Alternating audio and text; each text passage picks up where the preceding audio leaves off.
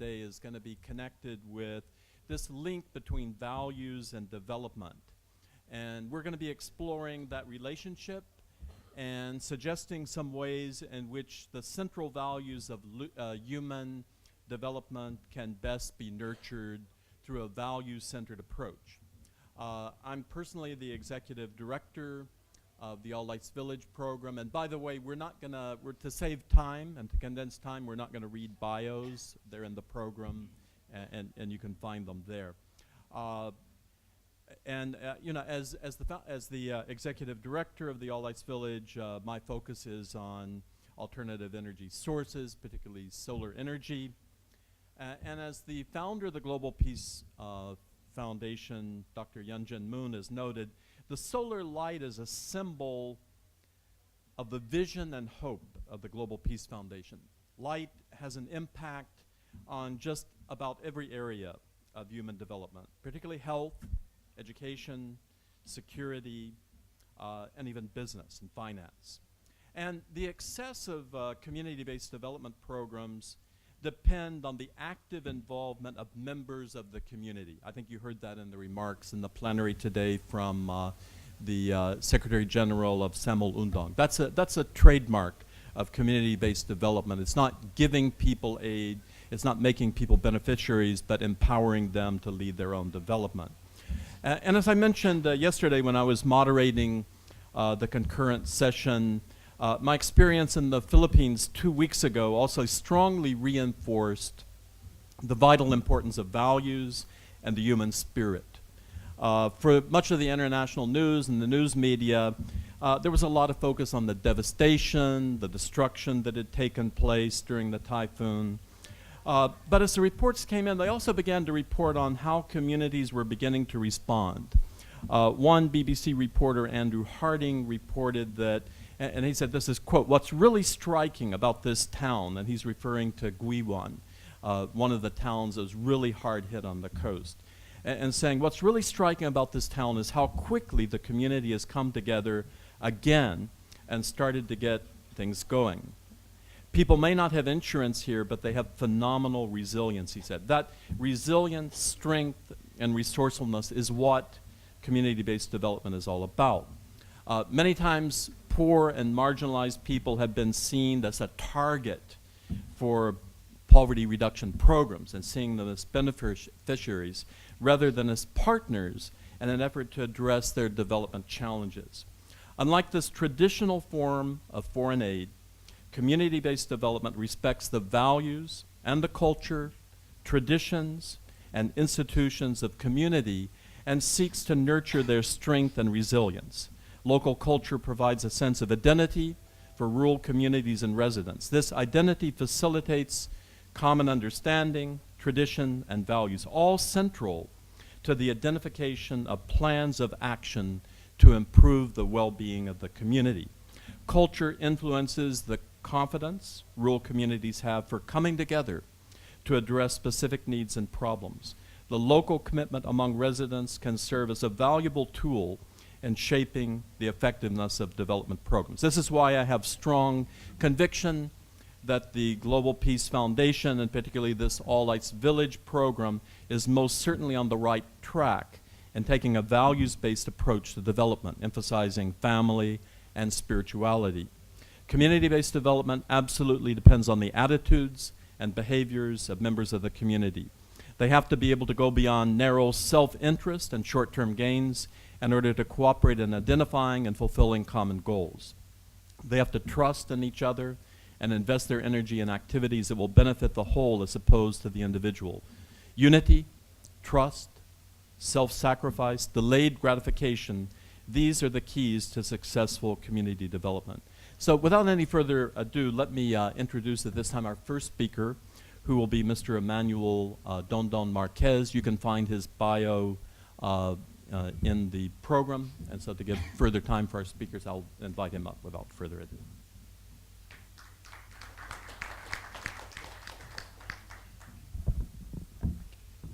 Thank you, Dr. Phillips, and thanks, Donald.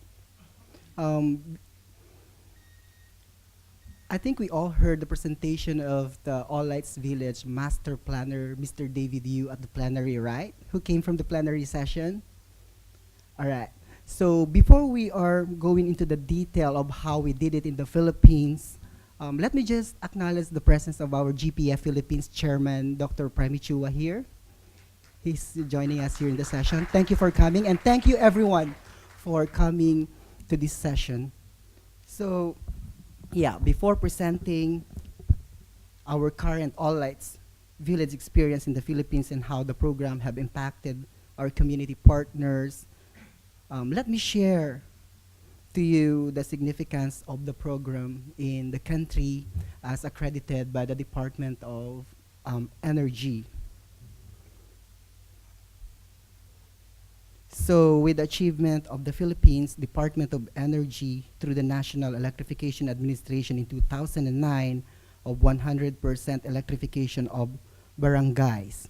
Barangay is a small community or a small village run by a chieftain, making it the smallest form of the government in the Philippines.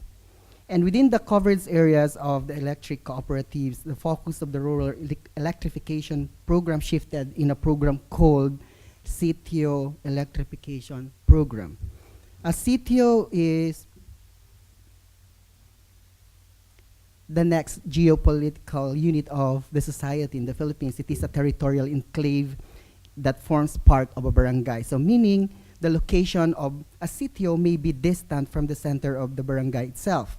So the Sitio Electrification Program involves 33,370 sitios that are still unenergized. So this program envisions to energize these sitios through an on-grid electrification by the year 2020. However, the challenge is that the cost to energize one sitio, according to the report of the Department of Energy, and from the request to the government, is an estimated cost of 1 million, around 24,000 US dollars per one sitio. So, with the All Lights Village program, one sitio is equivalent to 3,000 US dollars. So that's versus the 24,000 US dollars that has been requested by the Department of Energy for electrification of a sitio. So that's one challenge. One challenge of the government is that they lack funds, plus they lack sustainability and limited time of use of solar and genset systems. Thus, the answer is the alternative energy that the All Lights Village is carrying out. So really, All Lights Village program is a big help in the government of the Philippines. And also, in the recent disaster that hit the country, the Super Typhoon Haiyan, All Lights Village has provided support for the immediate need of lighting up the disaster-stricken areas, especially in the temporary shelters, evacuation centers, and hospitals. Global Peace Foundation gave an initial donation of 4,000 solar lanterns. So with that, over 30,000 unlit areas, the typhoon-stricken areas is not included in the figure. So more reason for us to consider that hopefully in the future, All Lights Village will extend its services in hardly hit central Philippines. So the long-standing problem of the big number of Filipinos who are still in darkness and considered a great impediment to our nation's economic growth will certainly be given adequate solution.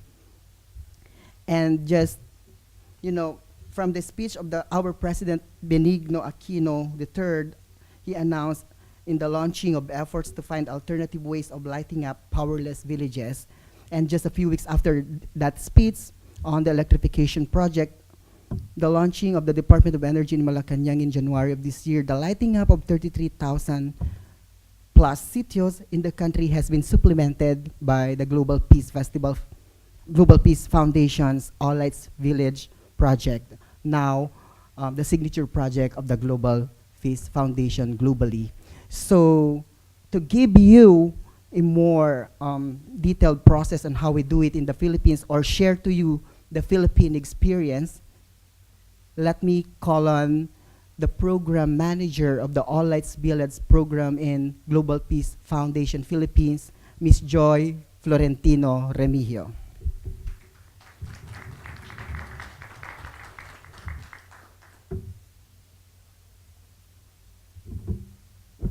Mabuhay. Good morning, everyone.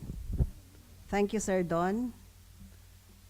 May I know who attended this session yesterday among the audience?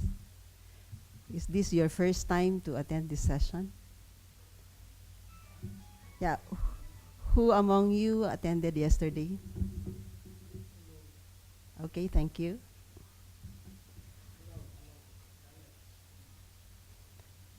Yeah, not only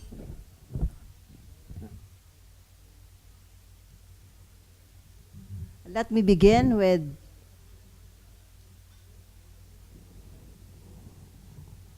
the process of how All Lights Village started. As Sir Don mentioned, that this project or program was piloted in the Philippines, particularly in the province of Nueva Ecija, currently having 13 All Lights villages in that province. But all throughout the nation, we have already 17 established All Lights villages, up to the third process of building it.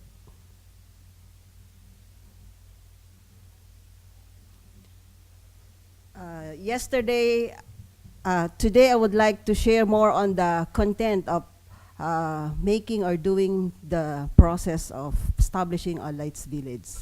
You know, the critical challenge in reaching out to the depressed, remote, and far-flung places is actually the attitude and the culture of the people, because they are not that exposed. They don't mingle, they don't interact with so many people and the actual situation of the world that we are in, because they don't have anything when it comes to technology. They are not knowledgeable of many things compared to us. That's why, with this partnership with GPF Korea, who is really spearheading this program, until the entire chapters of GPF all over the world is carrying out this program.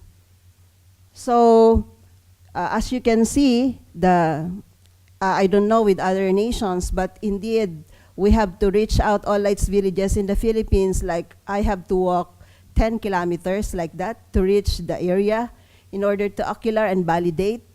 So when I meet families in those places, they are not that open, even though they are really in need of this program, but they are not that open to speak of who they are, etc., because they are aloof, and they are also, they really need empowerment for this to happen.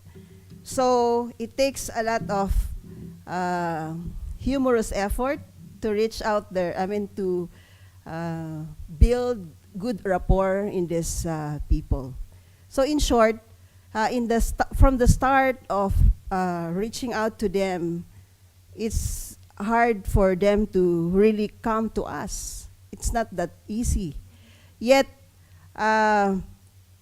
after explaining the vision of Global Peace Foundation and the intention of All Lights Village program to the village leader, and then reaching out to the officers of the village, so this is a great opportunity that we can reach out to the rest of the families in the village. So personally, I saw how children are suffering a lot just to gain their education. You know, from 4 o'clock in the morning or 3 o'clock in the morning, mothers needs to walk to prepare and bring their children to walk and then reach the school. So this is the situation of these villages in the Philippines that we have installed to become All Lights Village. So that's with their acceptance. Of course, we cannot make any village, even though they need electricity or lights. if they don't take ownership, if they don't want to accept taking responsibility for this program, we are not giving it, we are not offering it freely as that. So we have to have this a partnership, counterparting, that they have to be responsible and accountable of their role in developing the community. So we introduced the solar lamp, for this is really very important or basic necessity in their life. We train the people how to maintain the solar lamp so that it can reach to its lifespan of 5 years.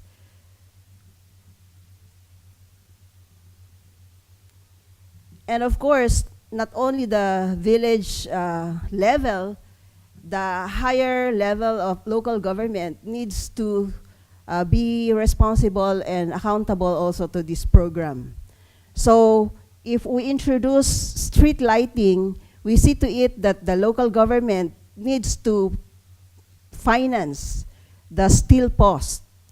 Originally in the start, we just allow wood, but it can't last long. That's why we have to require them to make it as a steel post. So as you know, Philippines is favorite area for typhoons and whatever calamities that are coming in. And these villages are really susceptible to these calamities.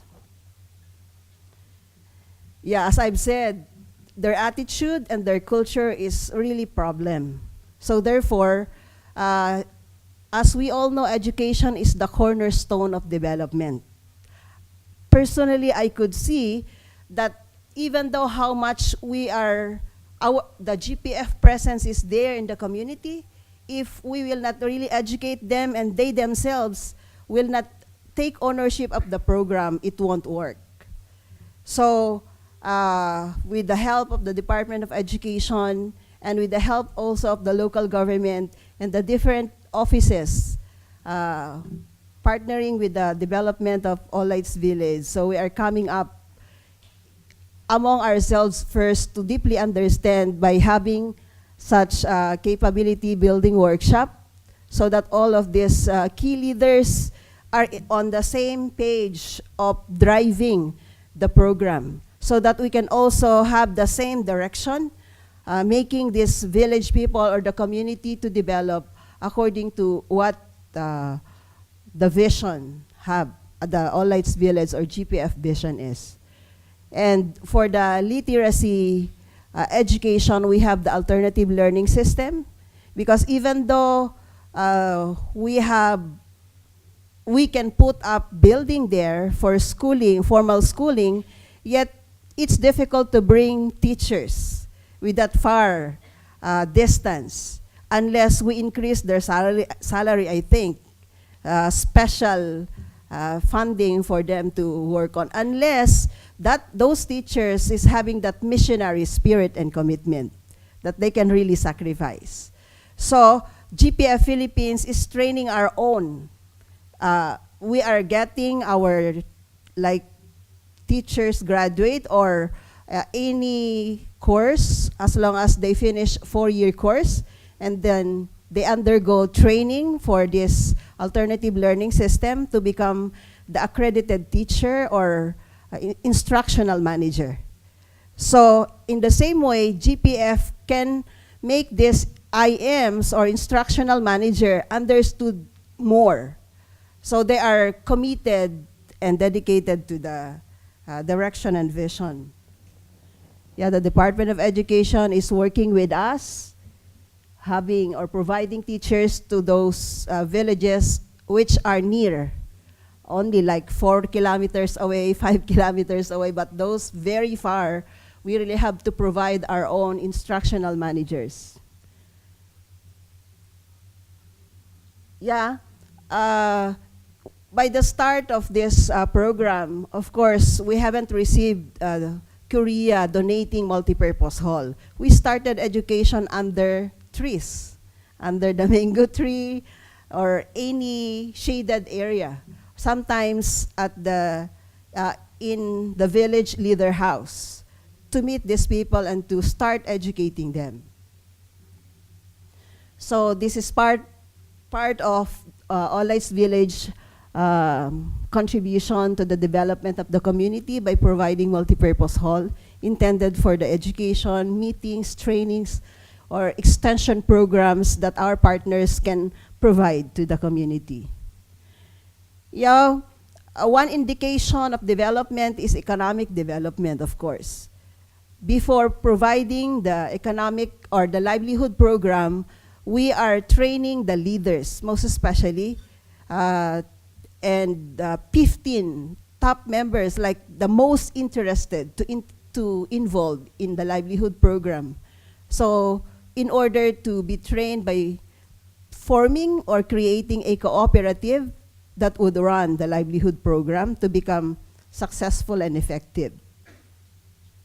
With the help of the government, because they have their own institutionalized group training people to understand the importance and the role or responsibility in forming a cooperative. So these are some livelihood program that we have offered to the village. The vermicomposting or organic fertilizer production, as well as goat farming with the support of private companies investing goats, and then with GPF's role of educating the people in order to make it successful and sustainable.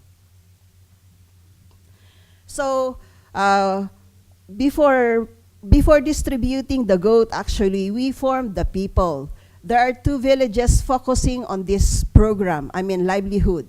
We have to form them in a smaller group or team so that they can really take good care of each other, like also a small group to educate one another and to protect or secure their livelihood as well. So like in a group, we have 4 families. 1 is standing as team leader and the rest of the 3. So if ever this family doesn't have enough time to take good care of the goat, so the other family is taking responsibility. Although this is external, but main point here is education of how to help others and how to support your neighborhood. So they are committed to help one another in uplifting their lives.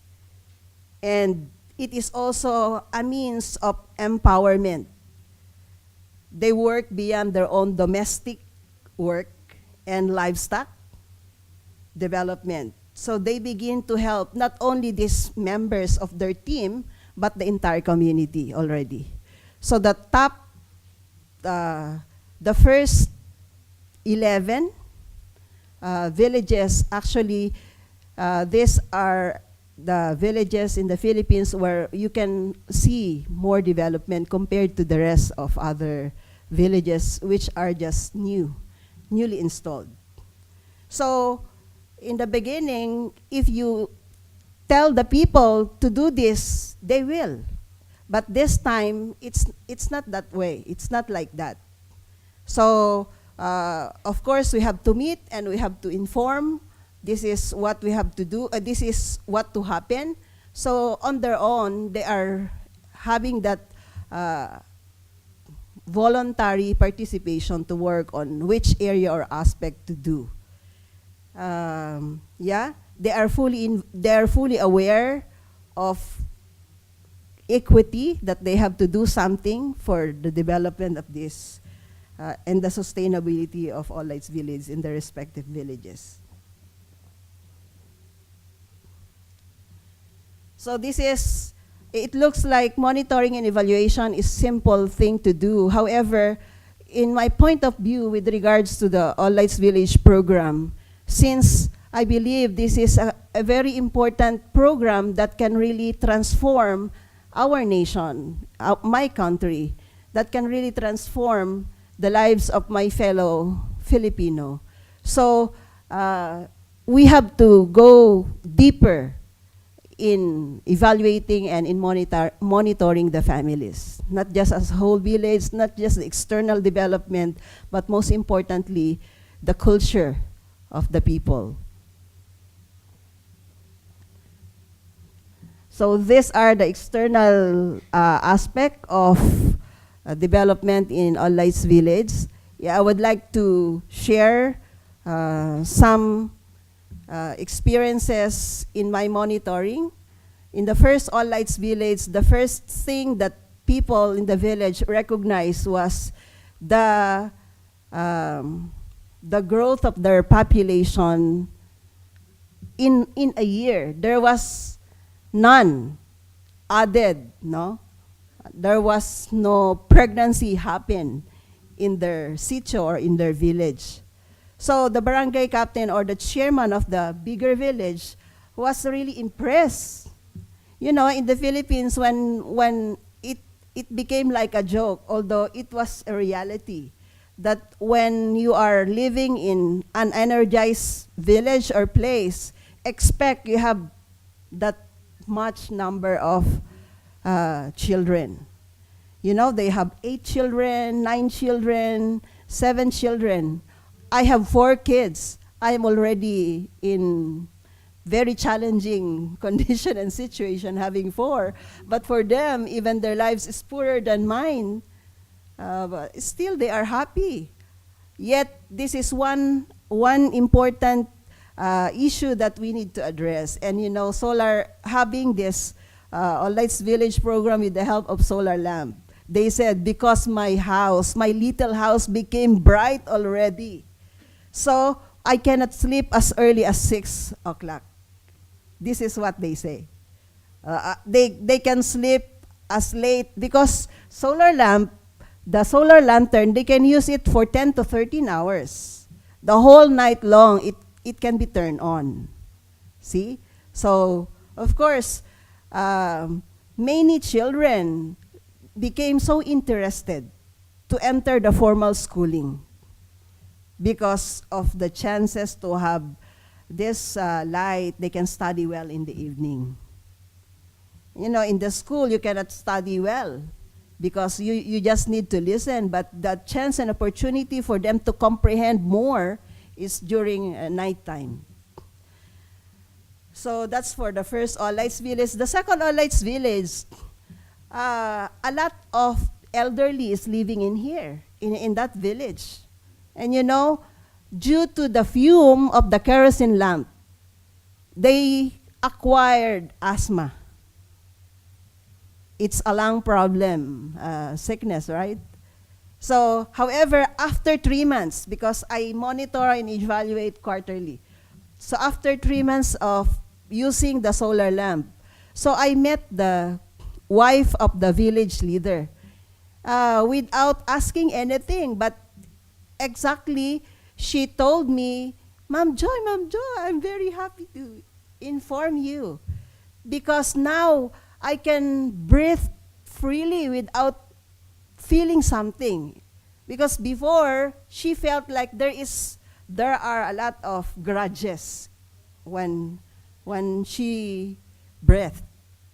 But because of this solar lamp that she used after declaring her village as the All Lights Village, second All Lights Village. So this is, so since there are a lot of elders living in that village, this is the same experience that they have. With the third All Lights Village, actually people living in there are not really native in that place. They came from the place where the Haiyan typhoon, they came from that area, Visayas. So, and a lot of women are living there. I mean, more than men. So, according to the village leader, women, if there are a lot of women doing nothing, big problem. So, with the presence of All Lights Village program in their community, so we have to organize the women. I know per se I'm a woman, so therefore, I know what's the advantage and disadvantage of utilizing women. And so we have to organize them. We have to delegate role and responsibility that they need to do, since they are doing nothing after breakfast or after cleaning in the morning. So instead of, even though they are poor, still they have time to do gambling. It's not on the basis of money, but they gamble their time, right? It's not being used as productive as it is. So we have to organize them. So we have to group them, like you should start planting vegetable like this. So in short, this is important community building for these people in the third All Lights Village. Of course, now we are piloting, among these 13 villages in Nueva Ecija, we are piloting one to become a successful model case to be duplicated by the rest of All Lights villages in the Philippines. And it is in the 4th village. What is so interesting that I have decided and I have recommended that the 4th All Lights village to become the model case is that from the mayor down to the barangay chairman, to the village leader, and to the people, very unique attitude and culture that they have. They really possess ownership. And of course, with the proactiveness of the mayor, so we can quickly and easily develop. That's why here we will be building or constructing houses for the village people through the initiative of the mayor buying a 1 hectare land where we can construct the village, the houses for the villagers. So, yeah, additional to all villages, they found ample time to really communicate with each other, and so as to interact even in evening time, most especially when they got their respective street lights. So they can have meetings, they can have extra curricular activities as a whole community, even nighttime. So with that, this is how we are having or experiencing All Lights villages. Right now, we are training our village leaders to become more responsible and real owner of this program.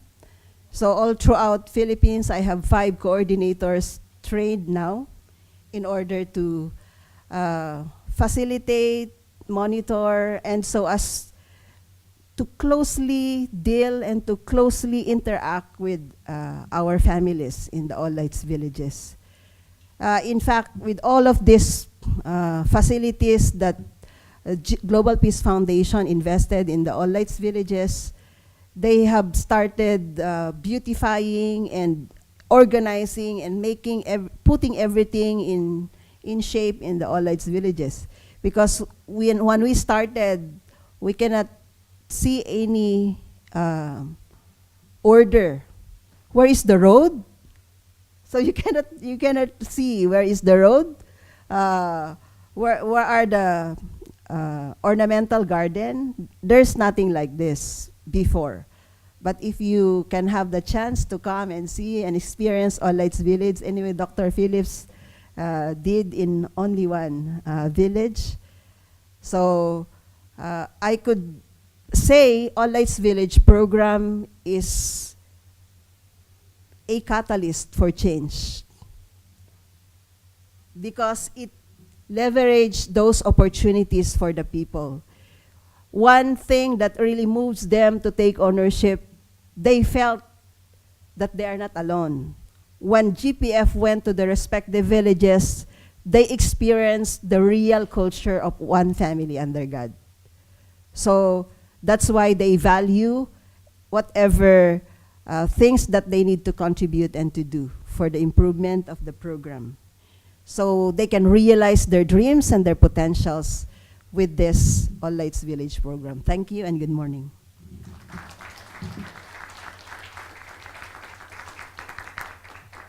Can you imagine? She's a mother of 4 young children, and she's responsible for the community development in 13 communities. She's really passionate about what she does. Please give appreciation one more time. You know, I told her, please share some of the stories of real impact. And she said, I'm afraid I may cry, because she's that passionate and that committed. I also want to draw to your attention the fact, you know, this is our international development team, and I want you to pay attention to how global they are, you know, representing the Philippines, Africa, and Latin America. And I mention this because there's a very important link, as I mentioned in the opening remarks too, between values and development. I also want to point out that, you know, the development program in the Philippines has been a cooperative program between Korea, GPF Korea, and the Philippines. And that's a very interesting model in a sense that, you know, just what, 50, 60 years ago, Korea was a recipient nation. And actually this very same area, Nueva Ecija, the Koreans came there to learn rice farming from the Filipinos, and you've seen in the last 50, 60 years that Korea has raised itself up to become one of the G17 nations. So I think Korea has something special to offer as a model country that has come from being a recipient of aid to now providing aid to other countries. But again, I want to underline the importance of the connection of value and development. Most of the development, you know, prior to this period has actually been seen as coming from the northern or western countries.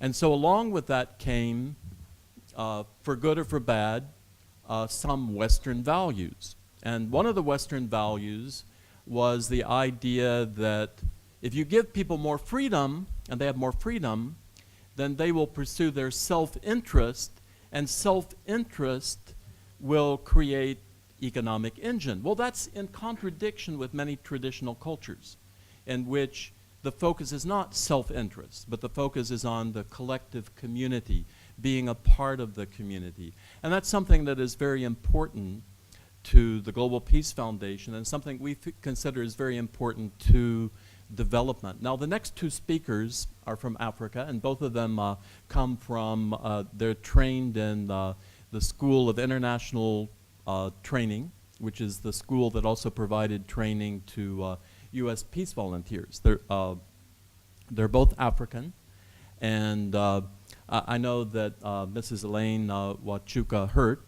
has a special passion herself, although she has experience with education in the U.S., but understanding the intricate connection and relationship of development, having to fall into the culture, recognize the culture and the traditions of that culture. So without further ado, I'd like to invite up Mrs. Elaine Wachuka-Hurt and Mr. Donald Bodzo.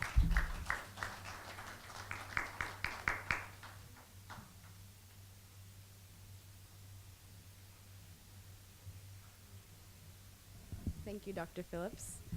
Good afternoon. I know we're close to afternoon, so hopefully you guys still have a bit of energy left after the wonderful presentation on the Philippines. I'm going to share about Kenya, where I'm from, and maybe Donald will come up and share a little bit about Zimbabwe. But Kenya also has the All Lights Project. We're younger than the Philippines. We're the baby project going on. We're hoping to follow closely in their footsteps. And we have 2 All Lights villages. And like the Philippines, we also hope to develop a model that can be replicated throughout the rest of the country. What this looks like so far is that we're engaging the government of Kenya that has, again, like the Philippines, a rural electrification program. You've heard the same issues that happen in the Philippines, you can imagine also happen in Africa and specifically in Kenya. So a lot of people don't have access to electricity, and because they don't have access to electricity, their standard of life isn't as high as it could be. So what the government has decided to do is that they will begin a project of putting in light in different rural areas around the country. And specifically, they wanted to give laptops to every class 1 student in Kenya. Now, you can imagine some of the places have never seen electricity, so when the government announced that they would give laptops, you can imagine most people wondering how will this work. So we came in with GPF and we asked the government if it's possible if we do a really good project with the All Lights Village, putting in the solar lanterns and developing the software so that there could be solar panels in each school, would we be able to do both electrification within the school as well as develop some kind of social economic project to also help the school meet other needs like food, uniforms, medical care for the students, and also training, education-wise, community development, a lot of other benefits that could come out of a project with that not just focuses on electricity, but also focuses on community development. So when we were talking with the government about how we would go about doing this project, we told them that we would try to map out each specific county, of which there are 47 in Kenya. And as Ms. Joy mentioned, you can imagine some of these places are very rural, they're very far. You have to travel maybe by helicopter because there's no access to road, that sort of a thing. And so I'm going to share a bit about how we would do this using community mapping. So I don't know if many of you are familiar, but basically community mapping is when you come into a community and you try to assess what values do they have, what resources do they have, and how you can document these resources for either the government or maybe an NGO or even for yourself. And more often than not, you hope that this information can go towards developing a policy that can help the rest of the nation. So when you prepare for the community mapping, of course you know that you have to go in and build a report. For myself, being Kenyan but educated abroad, as Ms. Joy maybe mentioned, you really have to make yourself, they really have to know you have their best interest at heart. They might hear an accent and think, oh, this is another NGO worker coming in here. Maybe they want to take some information from us and use it for their own good, but not really share it with us or return it back to us. So you really have to develop a good rapport with these communities. You have to familiarize yourself with the surroundings. So in our case, with the government would have to introduce us, the national government would have to introduce us to the local government, and the local government would take us throughout the county and introduce us to the sub-chiefs, the area MPs, maybe the heads of schools, so that they know what we're about. We can explain this is what GPF's mission is, this is what the All Lights Village would look like, this is what we could help your community do, that sort of a thing. You develop community support structures, so you also try to identify who within the community can be your liaison, who can you go back to, ask questions, follow up with, maybe do the monitoring and evaluation for you. As Ms. Joy mentioned, those can also be the coordinators for the specific village. And they can also help you with managing the community relations. So you would have an area representative within the community back to yourself at the All Lights Village. And you would also be able to develop local feedback mechanism. I'll share that a lot of times, even within ourselves with the international team, when we're trying to report back on things in the field, we have a lot of communication issues. So if we try to do a Skype call, maybe that day it rained, so there's no internet, or there's no power, or nobody can hear what you're saying. So you really have to work with the community to get a good feedback mechanism. Short of getting a turtle and tying like a note on its foot and sending it out, you need to figure out what really works in your community to help you get the information that you need.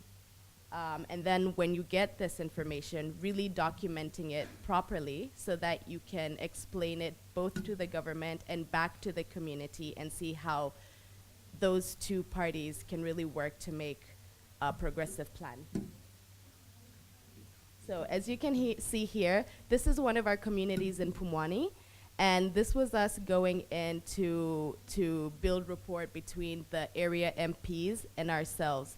So we had to go in and we had to, one, explain what GPF is. We had to explain what One Family Under God is. We had to explain how even though we're doing a electrification project with solar lights, how this can really help the community in the future. What exactly is it bringing back? How is it going to help them specifically? And we, of course, being in Africa, I don't know if it's the same in your countries, but you have to observe a lot of protocols. So you have to start first with like the area MP, then the chief, then maybe the mayor, the governor, and you might be there for an entire day. So in development, you also have to learn to be very, very patient, because it's not like in America where you'll have maybe a 30-minute meeting. You might be there the entire day or even 2 days. So those are some of the technical things that go into the mapping.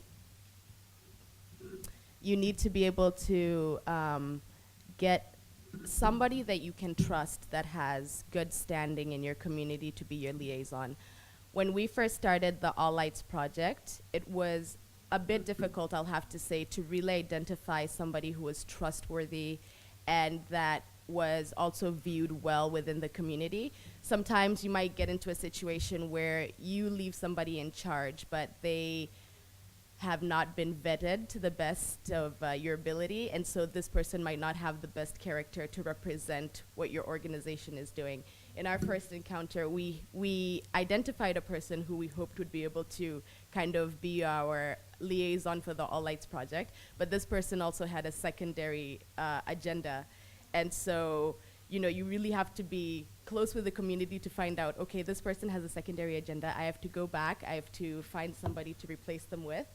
And it was one of our lessons learned, I guess you'll say. So also, the good thing about mapping is that you have to take the good with the bad. So you'll find out a lot of good information, but you'll also find out a lot of not bad information, but you'll be able to identify a lot of mistakes or make earlier mistakes so that when you replicate the program, it gets better and better over time. Other things are to remember to explain to the community about the process and the purpose of what you intend to do, and more importantly, to make sure that they understand you're not coming to fix everything right away. It's not a band-aid, it's not a fix-all solution. You're coming with an idea, you're coming to work with them, you're hoping to engage them in a way that they understand what their needs are as well, because sometimes we get into a situation where you come in and you tell people what they need to do. The good thing with mapping and with the All Lights Village project, the way we were doing it, is you go in and you explain to the community, we're not coming here to solve all your problems. We're hoping to work with you to identify your problems and see the best way forward. So that's also a very key thing to explain in the beginning when you're doing your community mapping. So after you familiarized yourself with the community surroundings, in Africa and in Kenya specifically, we have a problem with mapping. How do you go about mapping rural areas? So that was one of the things that we discovered also with the All Lights project.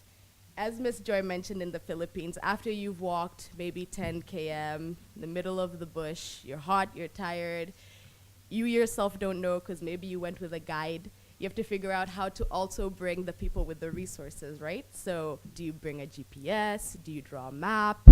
Do you leave crumbs? Like, what do you do? So that's another thing that we learned during the mapping is if you have the technology, a GPS system is really good, or even working with some organizations like Google that already have interfaces where they might be able to identify a location and add it onto their global map, so that as you're also mapping for your own needs, you're also helping the country itself, because you're helping to identify small rural areas that might not be known otherwise. So the other thing that I'd mentioned in the mapping exercise is when you also descend on a community, like Ms. Joy said, you can't just go in, can't just like show up. I as Elaine Washuka Hurd cannot just show up on somebody's doorstep and I'm like, hi, I'm here to map your community. You usually, like I said, have to come in with somebody from that community who can be your liaison. So as we were conveying to the government, we would need the national government to take us to maybe Isiolo, and then the area MP in Isiolo would then introduce us to like the head of a school. The head of the school would then walk around with us around the community, that sort of a thing.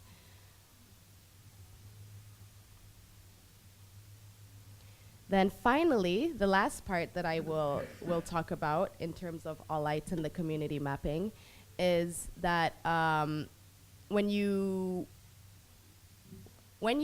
interact with this community that you have put your heart and soul into, like Miss Joy talked about in the Philippines, and also when you sit down and have the conversation about what the issues in the community are and how you're going to resolve them, it's very important to document each of these expectations for both yourself as well as the community.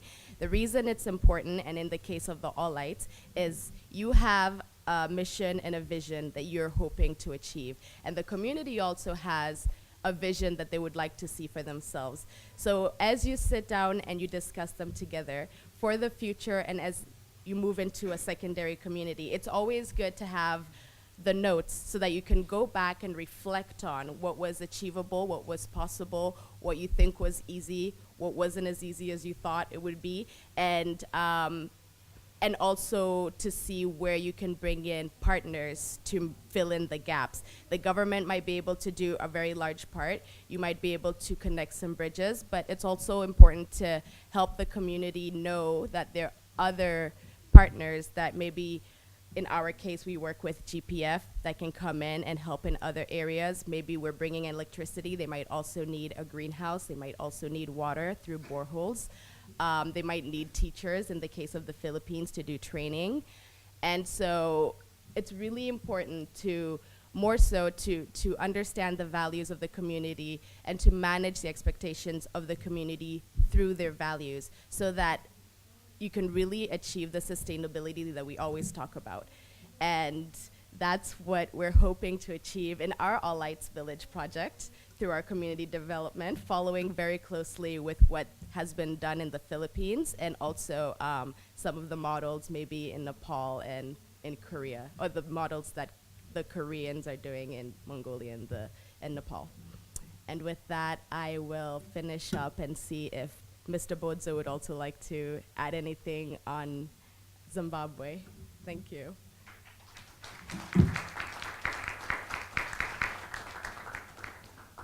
Well, thank you, Elaine. I'll just be brief. We don't have an All Lights Village project in Zimbabwe, but I'll just share something that relates to what the All Lights Village program is doing in other parts of the country, which is community development. In Zimbabwe, while I was a student about 4 years ago, I started a program that really works with young students, university students, to empower local people in communities about social entrepreneurship. And so the process that I would like to perhaps just share with you today is pretty much what was shared. But one of the key things that we do in this process is to identify a student who comes from a particular community, and then have that student go back to that community and then introduce a project in that community instead of us as an organization or as a program going into that community. And that's very key because they respect more and they accept more of the ideas that you're either bringing to that community instead of having to just go there as external people and then try to kind of introduce something. So that's one of the things that I thought was key and that I could share with you all from my Zimbabwean experience. So with that, I would like to thank you all for giving me this opportunity. Okay, so we've seen that there's a certain process that is necessary in order to implement community development. But really the question, how do you begin? How do you take a situation in which you have a community that has been stuck in their development, and maybe they have concepts, we can't do this, or how do we do this? Or maybe they don't have the right working relationship or management skills to get things done. Well, and I think this is where a multifaceted organization like the Global Peace Foundation really shines and strengthens. I also work with another global organization, Service for Peace, that's an affiliate of the Global Peace Foundation. And we've been doing for the past 12 years international volunteer programs. And we use international volunteer programs to provide the jump start for development to happen in those countries. So our next speaker is actually the product of one of those programs. He's the director of Service for Peace in the Dominican Republic. And he was a high school student when an international volunteer program came there.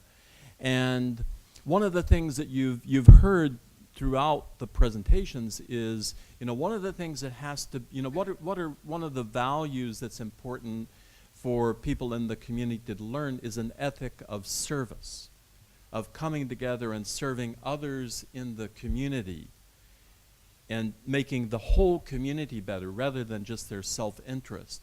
And so in order to help kickstart that and to bring that spirit of ethic, that we use volunteerism. And so I want to ask Mr. Juan Mateo to come up and to share with you about a special model in which he's going to be bringing the All Lights Village solar lamp program into an existing community-based development program that he's been working on. Well, hello everyone. Before I start my presentation, I want to tell you when I started Serve for Peace, I started like a volunteer. I have 17 years old, and was amazing. I didn't believe I'll be the director of Dominican Republic. But now I feel so proud, I'm a part of it, and I'm a part of the change of my community in the Dominican Republic. It's not the same when you are a young leader or young guy out and say my country, my government, my people, they don't do it nothing. And now I am in, and I say, you know what, I'm gonna do something different. I wanna learn and I wanna teach others to make a difference in the community. So right now I am 27 years old, and my name is Juan Mateo, and I am the director of Latin American region for Serve for Peace, as well the Dominican Republic, national director.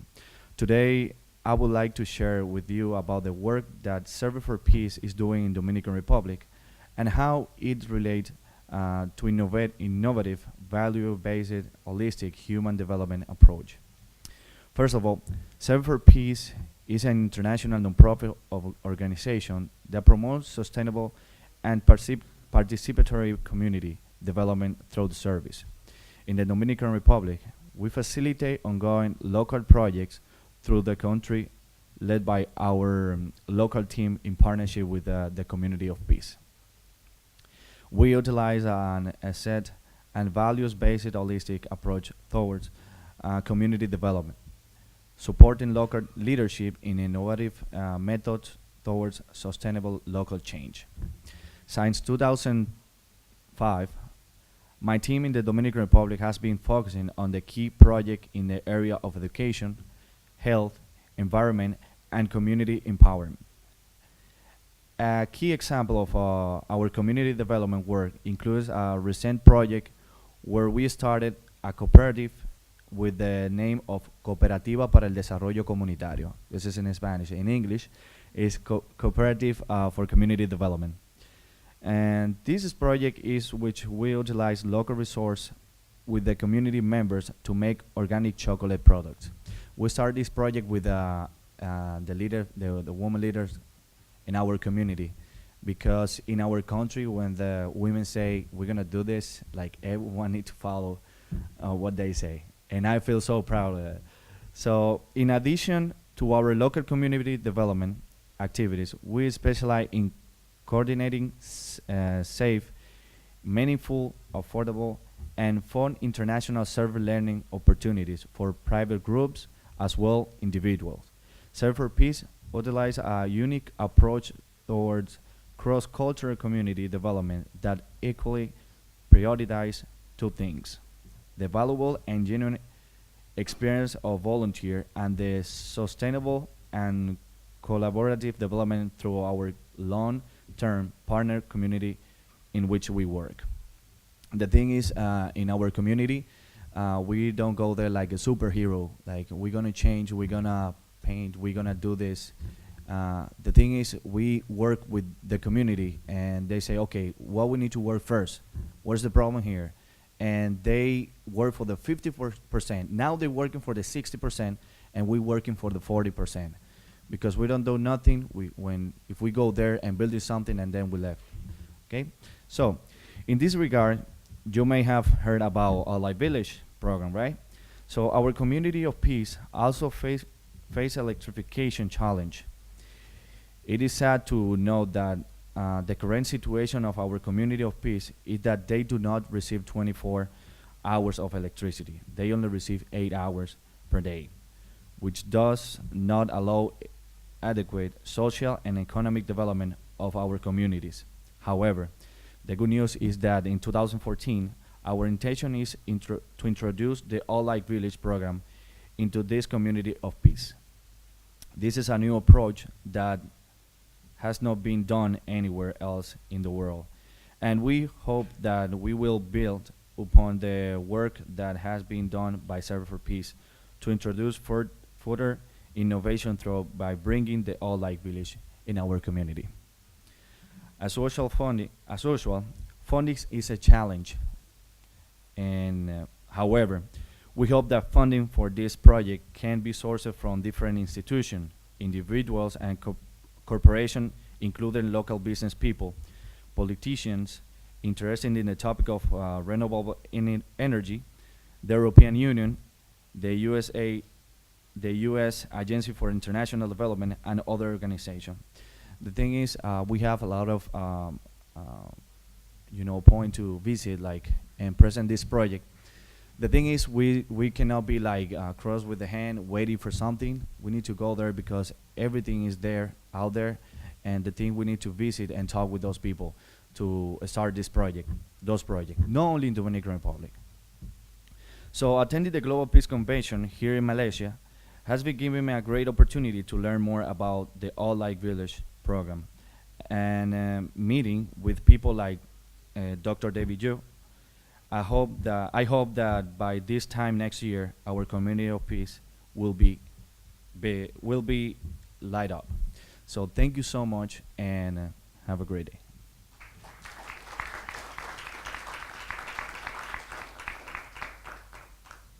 So as you can see, another important aspect of community-based development is the potential to use youth and women, which are very underutilized resources in many developing countries.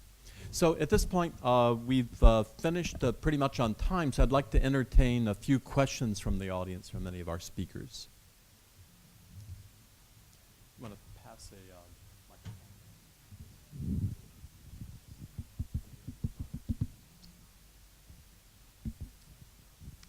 Thank you. I'd like to ask all these project pioneers, what is the time span taken to get the people really involved, in the different section, like starting to work and then getting to them and then collecting the data and finally realizing the completion of the project? Thank you.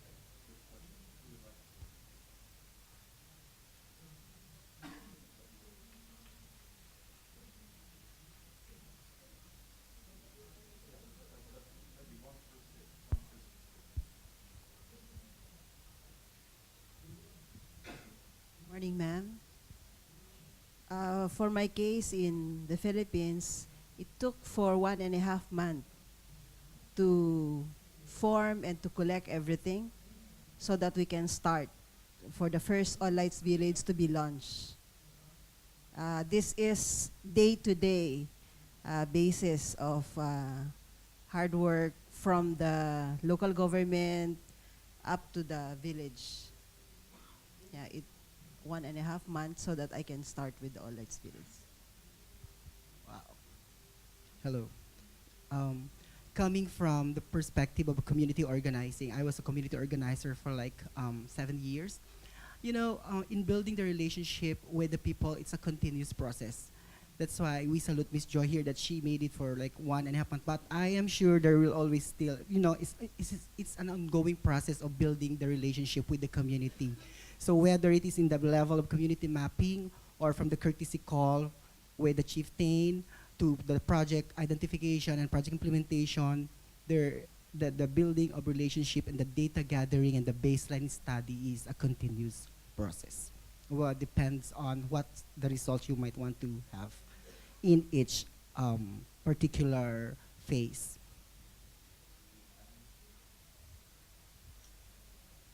For Kenya, it's the same. Depending on who you're working with, it's an ongoing process. You can never really disengage completely. With the government, we usually spend on and off again, 1 to 3 months, just trying to get them on board, finding out how they can help specifically. With the community, as mentioned, it's always an ongoing process. The mapping, we did a mapping in about a month and a half, and the monitoring and evaluation, baseline, midline, and line also for about a year.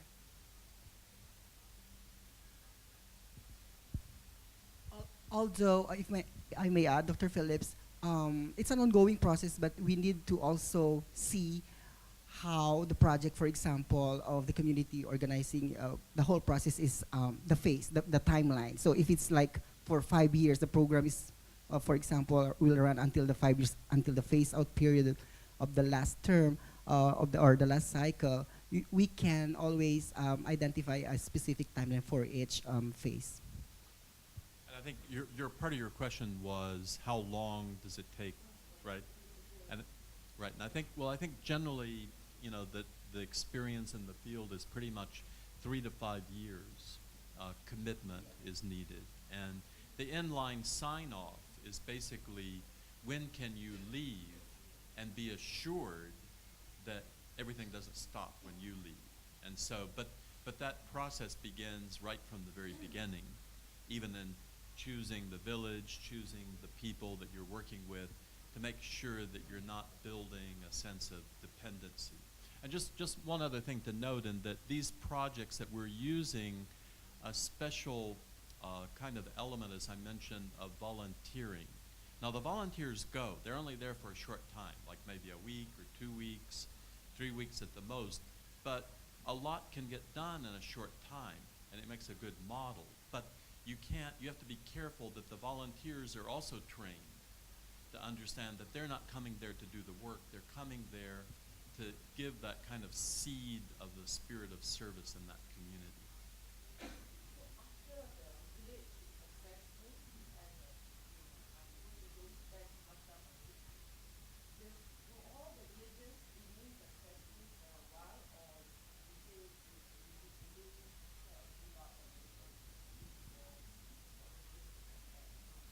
Well, you understand, this is a young project.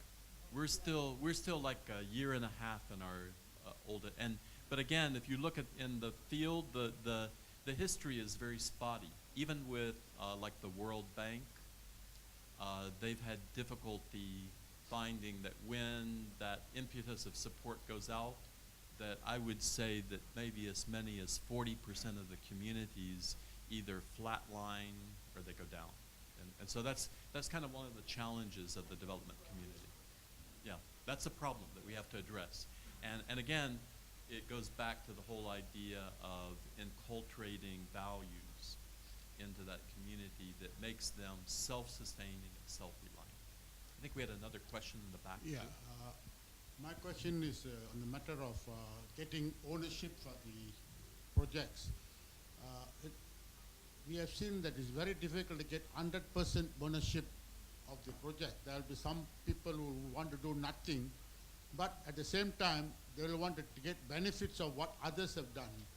And there will be vandalism, there will be even thefts of what others have done, and there will be other problems. So is it you, I don't know whether any of you got such experience and how you deal with it.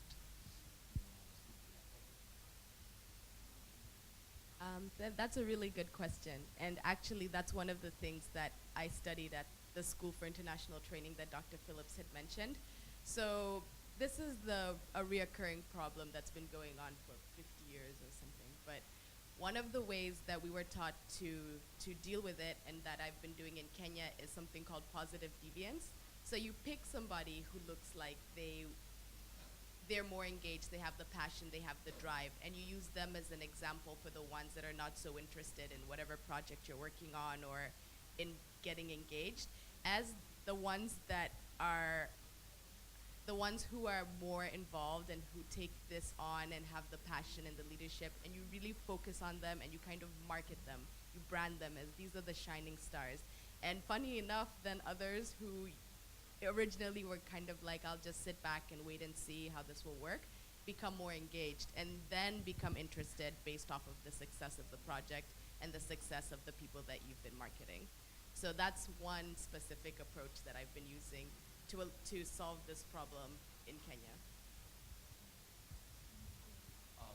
A way that we've been using that approach also is that, again, as was mentioned, we don't just simply ask which community would like to receive some lights, that everybody will say yes. But we have an evaluation process to see which communities really have the conviction and commitment to become self-reliant, and they have to demonstrate that. And that usually comes from a sense with the leaders, that you can tell from the leaders a lot of times. But what we've done in some communities is that we stop working in the communities when they see they didn't do their work. And we're also working in communities that are close by.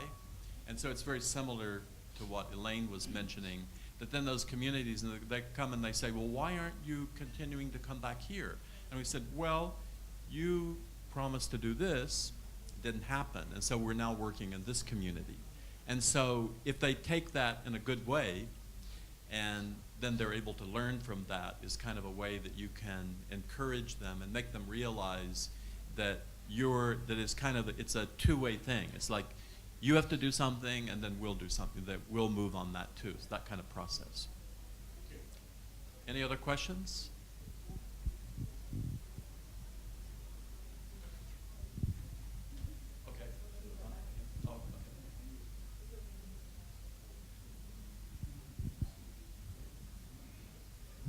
Hello.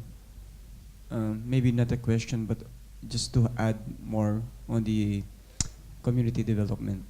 I think the GPF is not only limited in establishing lights. No, in the community development, for me, after establishing the villages, giving them lights, as mentioned by one of our panelists, is to establish a livelihood projects. No, Mr. Sanchez not only limited to lights, but you taught them how to make chocolates out of organic materials. Because community development is not only to give them shelter, but to teach them how to catch fish. Therefore, after establishing the basic requirement of a certain community, since this is a continuous process, you have to establish how to earn a living, how to give them a livelihood projects. There were a lot of livelihood projects. There were a lot of ways, like doing a basket, etc., souvenirs, etc. But depending on their skills. Now, because there were a lot of community, like giving them skills, train them, etc. That's why community development is a lifetime. It's a lifetime commitment. Okay, thank you. Yeah, thank you. That's important work. I think we have another question up here if there's someone else. Donna. She has another question if there's someone else. Thank you. I was just wondering, just like what the last speaker said, that you have to make it sustainable, you have to have an overall project on that individual projects that will continue and provide a service for these smaller projects, so that it will become on a bigger scale, and then you get something going that is really sustainable, so that you don't have to worry about having to go back to the project to restart it or somebody abandoning it. Do you also have that program on? It's definitely in the process. You want to speak to that? Okay. Yeah, that's very important. That's why one of the factors in the community organizing process that we are doing with the All Lights Village in the Philippines is not just giving them livelihood, but the capacity building to sustain it. So for example, a spin-off of the All Lights Village in one community in Nueva Ecija is giving them the water buffalo.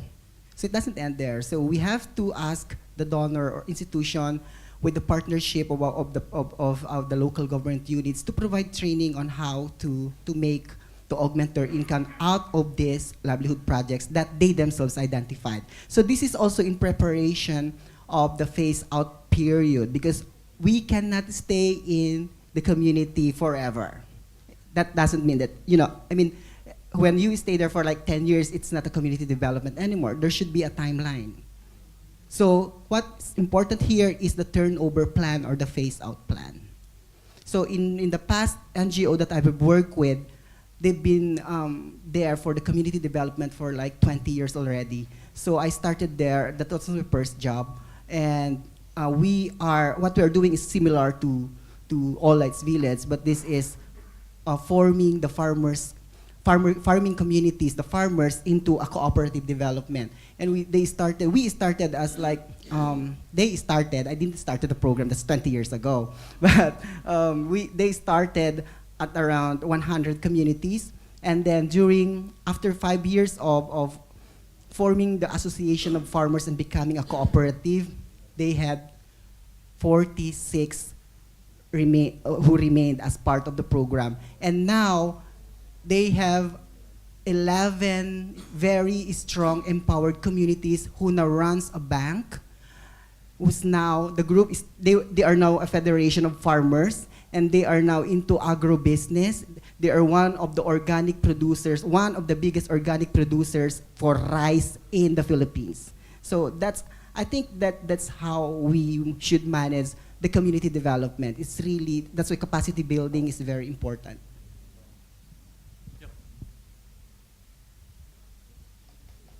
Yes, that's what I said before. We don't work like for him like 100%. We divide. You 60 and we 40. So we don't do nothing if we go there and give everything and then we left. So the thing, for example, in our community of peace, we don't have a light yet, but we working on the education, health, environment, and now a cooperative. So the thing is, the cooperative was the initiative of 20 ladies. They came to me and said, Johan, you know what? We don't have a job here. So we want to do something. And I was like, okay, let's go sit and talk what you think can do. And they start to think everything they have. And one of the ladies said, like, you know what, we have a lot of chocolate here. So the thing is, we don't know how to sell that thing. And I say, okay, I will contact you with other people and an institution to teach you how to bring like a business or something. Today, well, they start like for 3 months. And today, those ladies receive only $1 per month. And today, they receive like $20. For those ladies, a lot. You know what I mean? So the thing is, they empower. And at the same time, Serve for Peace was like a leader, took the leader of the community. We worked in 5 communities. But those 5 communities have in common the education, health, and everything. So they called me again and said, Johan, we have a meeting. We need to talk with you about the health. And I was like, okay, let's go. And I was like advisor. What do you think, what we can do? And the community said, like, we need money. And I was like, why? We want to build a new hospital here. And I was like, sure, just do it. What do you think you can do? And they start like, okay, we need to do that. They know everything. The thing you need to be there to advise those people. And the most funny was like the next week they called me and they told me like, Johan, we have like $10,000 to start the building. I was like, seriously? And we keep going, you know? And the team said like, we have a timeline to develop those things, but they're empowering of everything. No us. Sorry, thank you. I'll also just add that in Kenya, because we already work with community development, it's also, as we're doing community development, it's also easier to help these groups start CBOs or become cooperatives. So we bring in the light, we'll bring in a secondary project like a greenhouse or chicken farms, then we'll bring in the technical experts who can help with business management, then we'll teach them things like branding, and over time, like in our case, in Kenya over the last 3 years, we've gone from people who don't have anything to small business owners, because now they can also add value to the things we initially gave them. So we started with a greenhouse, maybe they're growing tomatoes. Somebody comes and teaches them how to do dried tomatoes so that they can make more money from their produce, how to market it and brand it, and then maybe even sell it abroad. So that's what our model has looked like, so that by the time we're leaving the community, they know how to run a business and a business together as a community, and we can leave them knowing that they can be secure for the future. I mean, again, it would be dishonest if we didn't say that the whole process is very messy and very complicated, and there are failures. But the failures are not necessarily meaning that the development is a failure, because even in highly developed countries, we don't always accomplish what we set out to do, but we're resilient and we learn how to regroup. And that also, so as long as we learn, and this is where working side by side with the community, that they see that, well, we have setbacks, and yes, it didn't turn out like we expected, and yeah, this is not where we wanted to be, but what do we learn from that, and what do we do from there, can become an important outcome, you know, because, you know, life is such, you know, that, you know, and you have disasters that come about. And so one of the important things, one of the important values that we have to bring in is also the sense of resilience, meaning that we can bounce back. We can fail, something can happen, but we can still get back up. Yes, sir. Morning, I'm Jero. I'm from Malaysia. Well, I'd like to find out from the panel how much of emphasis you give on education, because education of a child is much powerful, and it's going to be sustainable for the future, I mean, for the community, for the country, and the world as a whole. And I come from a very rural background. I was posted in a huge plantation. We used to, if you go around this country, if you have time, we have an oil palm plantation. And in the oil palm plantation, you have all facets of community development. So while you were submitting on these points, one particular point comes to my mind is how I encourage community, the workers, to start a childhood enhancement program. In the plantation, I noticed that workers leave their children in this playhouse. The workers go and do whatever the work, and then when they come back, they take the children back. And as a boss of that estate, I used to go around, I used to see children crying, and you know, so I wondered what was, so I got a team of leaders, women leaders, and said, why don't you give these children toys? So the whole thing changed. The playhouse changed into a literacy enhancement program. Frankly, I never thought about this program. It came out. Then I formalized this and put in money, and got some good teachers, and over a year I left that plantation to another estate. I heard that these children were advancing. So now my point is, well, you can build various programs, but come a time it will die off. But education is a very important key, because later I found out a few of them from this program has gone to the university. Some of them have gone to careers, you know. So, what is most important in a lot of this Asian background where I've visited, that you need to educate these young people. Each child born is endowed with a lot of imagination. But the thing is, you don't give them an opportunity. What we are looking very strenuously is how much money you can make to give to the community. That's good.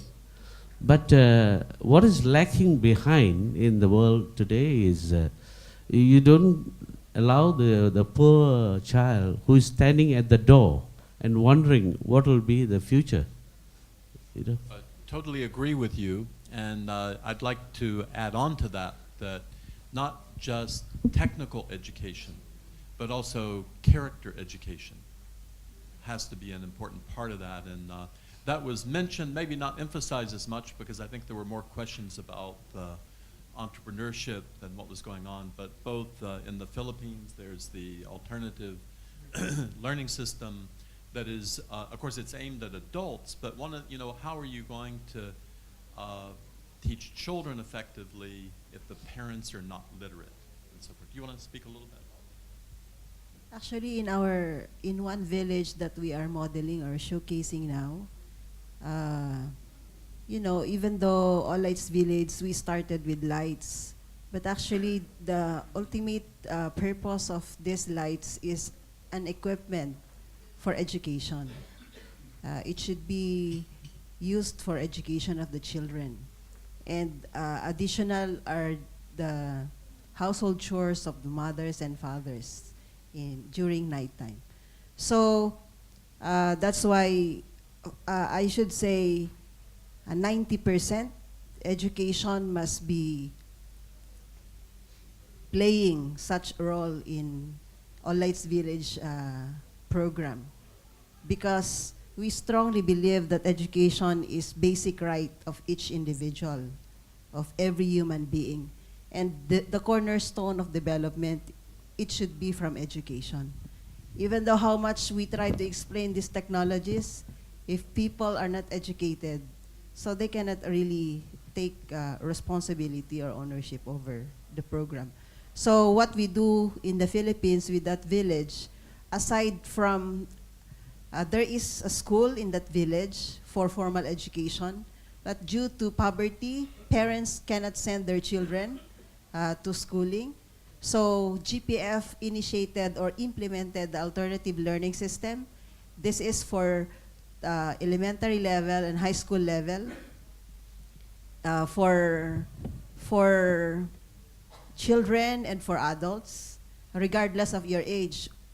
Even you are aging 90 years old or really elderly, you are still welcome for this program system. And aside from this, GPF network with other NGOs or agencies that is really focusing on education. Like we have the Asia Africa Relief Foundation or the ADRF, the Development Foundation, and their focus is education as well, providing or nurturing the hope for each individual, whether you are in formal education, you are not schooling, or whether you are an adult, in order to empower the education of the people. But here, what I was trying to emphasize was before you go to a formal education, you need to give the child the confidence. Because once you give an individual the confidence, you don't have to spend too much time already, because the person goes on. And again, in the circumstances I was put in as my early career, I'm a lawyer now. I'm an attorney, and I'm working for the rights of the marginalized. You know, so this experience comes to me very, very well. What is most important is what I'm emphasizing is you have to innovate a approach. Well, in the Philippines, I've gone to Philippines many times. You have children who, I mean, their parents have to go and work, you know. The children is just left on the streets and they don't have anything to do. Well, I hope organizations can come out with an approach, utilize, harness their capacity before they go to a formal school. Because when they go to a formal school, it's the state's responsibility. I mean, the NGOs don't have that sort of a capacity to look into every. But in the interim, between before they go to school, you give them this confidence. And this is what maybe you all are experiencing. You're talking about early childhood education. Yeah. So I think that again, you know, working with the parents is a key element of that. But it's a point well taken. In the back, one more question, and then.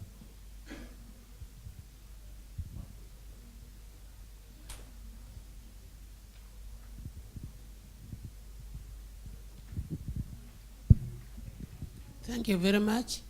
My name is Lematia Ruth Moli Ondoro. I come from Uganda. I'm a professional nurse, a retired university vice chancellor, a retired lecturer, and a retired tutor. And I am now a member of parliament representing a district. One of the districts in Uganda is Northwest. Uganda is not a very developed country yet. And within, my community could be one of the least developed. But we talk of education, we talk of children being in streets. Increasingly, I'm beginning to realize that children in streets does not only affect one country, it's widespread. I was just hearing from my colleague here that in the Philippines, you see street children. When we talk of children's education, we talk of children's, we are only giving treatment to symptoms. We have failed to understand what is the cause root of all this. Alongside with the development we are cherishing, we are following, we are chasing, this evil comes around. But to me, it is the issue of having lost the direction for family value. God gave children to us to look after. It's clearly spelled in the Bible that you must bring these children through education, through nutrition, and through spiritual guidance. But today, divorce is order of the day. I was looking at some figures, 4,570,000 divorce per day. And half of this is in the United States, Europe, and South Korea. And to me, this is actually the cause root. We will not have this peace we are looking for. We may not attain unity in diversity, because once parents have separated, these children will no longer be first-class people. When I got married, I've lived in marriage for about 48 years. And I'm a mother of 3 boys and 2 girls. And I'm grandmother of 2 children, 2 boys, and incoming. But when I look at all this, my mother told me when I was getting married, she said, "You have gone for good. don't look back. Even if your father is a king, the man you marry will produce children. Even if he is lower than your own father, remain there for the sake of the children. Because if you bring these children back to your father's home, they will be second class of people. They will no longer be first class of people. I was still young, I couldn't understand. Now when I entered into politics, I only knew that I could not go and stand in another country other than going back to my community to stand there. Because there, I'm first class of person. And if you relocate in another area, unless if it is a city and metropolitan, you will never be first class of people. These children, I'm worried about the children. Divorce rate is very high. I don't know what we can do. I wish we could come out with some resolution that perhaps when parents have failed to live together, what used to be love has become very sour and they can't live together anymore. And if they are to separate, can we put a mechanism that the two can separate and go, but the wealth they have acquired should be left for these children, so that these children have something to follow. Otherwise, many of these children go to the streets because they have nothing to own and they have nothing to eat. They don't even have money. We are ever saying donors, and like in my area, donors come and help us. But I wish we could identify the cause root of all these uniraq for the children. Thank you very much. Thank you for your remarks. And I think something that's very exciting about this organization is the fact that we're not just a development organization, you know.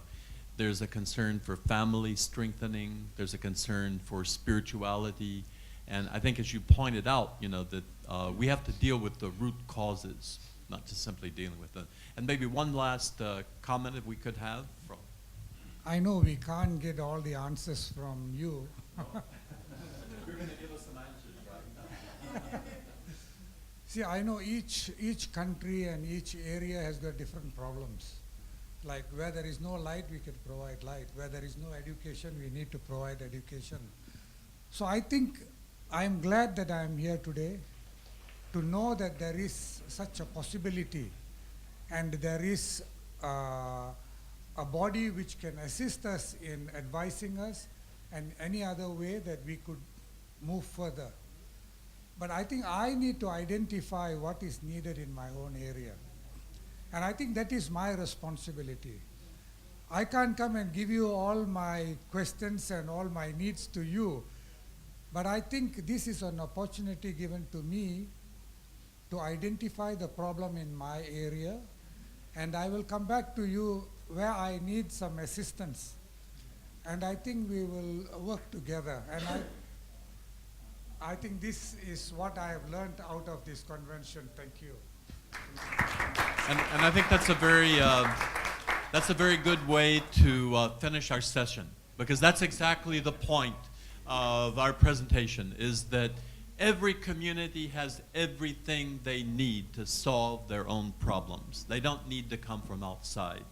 Others can provide some kind of support or assistance, but you have everything that's needed in your communities. We can work as partners in some way, but you are the real source and the real drivers for that. So I'd like you to join me in thanking our panel. And also please appreciate yourself, your dedication and patience to the end. Thank you very much.